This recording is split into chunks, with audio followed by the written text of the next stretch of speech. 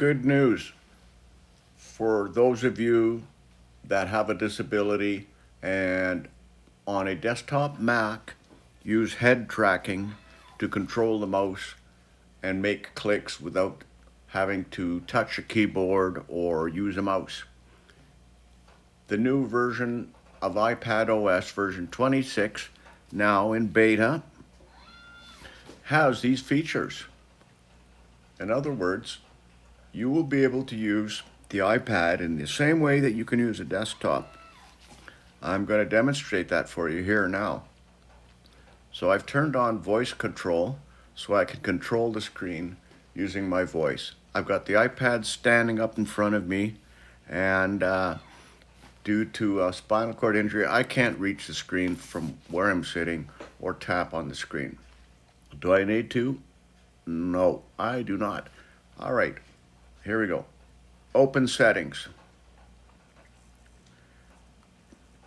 On the left, I've got numbers turned on, show names,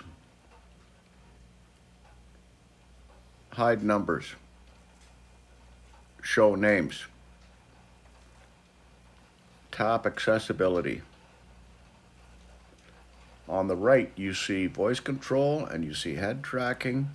Those are things that we need. So I've turned on voice control, and you do not want to disable this or you will not be able to control your device anymore unless you get somebody to touch the screen. Tap voice. Tap voice. All right. So if you don't want the thing listening to you, you just tell it to stop listening. Start listening. And it'll go back to listening. But do not tell it to turn that feature off. All right, let's go back. Tap back. By the way, there are many commands here in voice control. If you look in there in the command section, tap commands. Tap commands.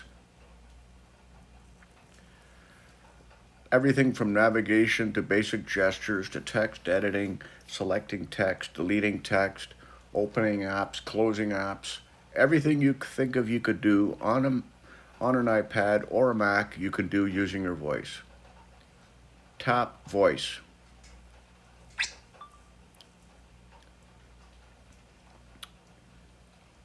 Tap back. Let's go down to head tracking. Tap head. Tap head. In the head tracking features, you can define facial gestures that replicate mouse clicks. So if you look down on the list there, I defined a smile as a single tap, or in other words, a plain left click. I also defined further down pucker lips left to be a single click and a pucker lips right to be a secondary click or a double click, context menu click. You can move these around and choose the ones that suit you best. I've defined stick out tongue as a hold and drag. All right. Further down, under pointer, it can be relative to head or relative to the edge of the screen, whatever works best for you. And a little further down, pointer speed, that will define how sensitive the mouse is. You'll have to play around with this to see what works for you. Let's turn this on and see what we can do with it. Turn on head tracking. Now in the middle of the screen, you'll see a mouse pointer. If I move my head around, the mouse pointer is going to move with it. Let's say I want to change something. Let's go over here to my VPN.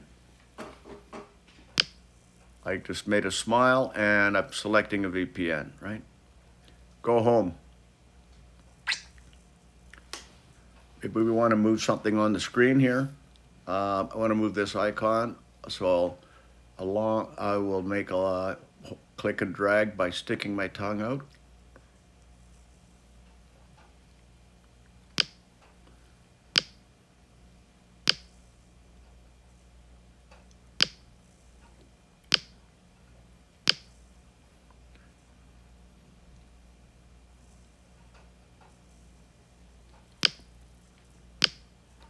There we go. All right, you get the idea. Play around with it. It does exactly what it does on the Mac desktop, and you will find this very, very useful. In fact, you may even decide you don't need a desktop computer anymore, since you could do everything you need if you have severe limitations on an iPad. And this is a basic iPad, the cheapest model of latest iPad 11. Anything that will run iPadOS 26 will be able to do this. So probably the 10th generation or the 9th generation, you'll have to see if you can install the beta version on it.